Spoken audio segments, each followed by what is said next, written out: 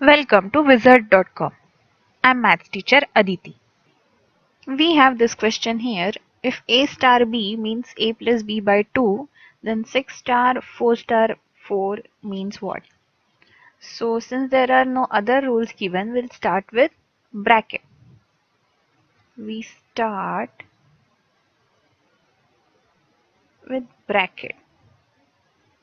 So 4 star 4 can be written as 4 plus 4 by 2. So that will be 8 by 2, which is 4.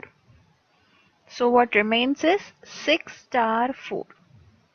So that can be written as 6 plus 4 by 2, which is equal to 10 by 2, which is equal to 5. So what we get? We get 6 star 4 star 4 equal to 5. This is our answer.